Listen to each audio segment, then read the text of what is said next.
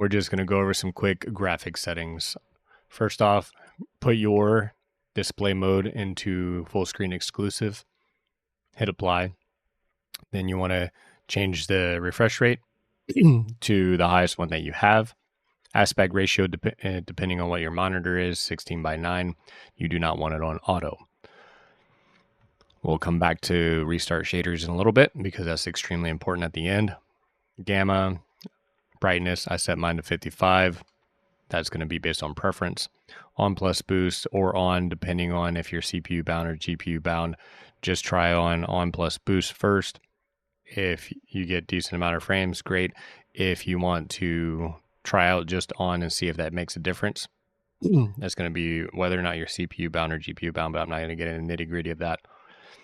Just trying to be as quick as possible. Custom off, unlimited native, off, 0, off. Quality. You're going to want this to be custom. You can change this to fidelity custom temporarily. Make sure this is at 100%. Hit apply. Then change it back to DLSS. Show more. Then depending on what you have set on this one is going to depend on the quality level. I like balance. I still get more than 200 frames. Sometimes up to 280. I have a 3090. Performance, you'll get more frames. Ultra performance, you'll get way more frames, but it's not going to look as nice.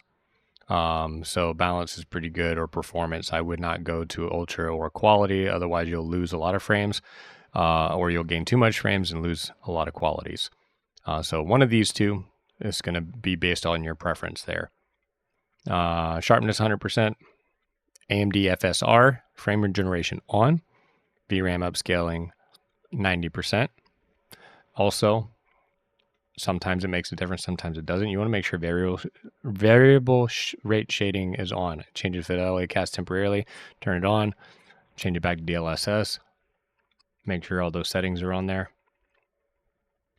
And I just have everything on normal, and everything still looks really nice, but I get a crap ton of frames. Normal, off, normal, on, off, low. This doesn't really make a difference for anything. I've tried minimum, I've tried optimize, I've tried only 16 gigs, I've tried 64 gigs. It doesn't make a difference whatsoever.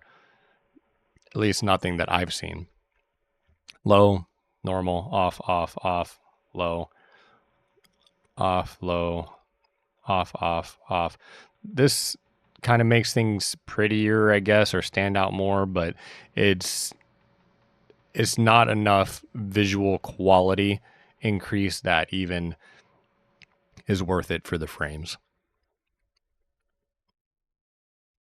Turn these off, turn this off. Whatever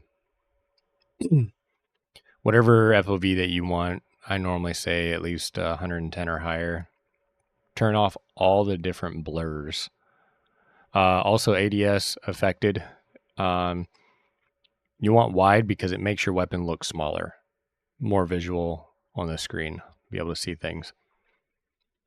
Motion blur off, weapon blur off. You don't want that much camera movement. Turn that to least. Third person doesn't really matter. I don't play third person. I do flash bangs inverted because I prefer to have a black screen instead of a white screen because the white screen is way too bright. And there is one last setting before anything. You want to go over to audio and then go to voice chat and change your game voice chat to friends and chat only.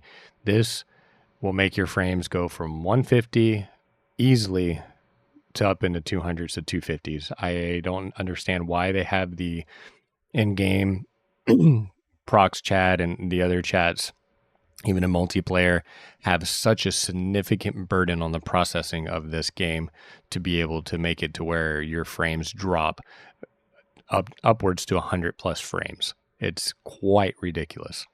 Anyways, after that, go back to graphics. You want to make sure that you change this to either keep it on full screen exclusive. That's up to you. I like borderless because I like to be able to click out of the screen and not have my game minimize. And then lastly, you want to hit restart shaders. Hit restart the game, and then reboot your computer. That is it. It's pretty simple.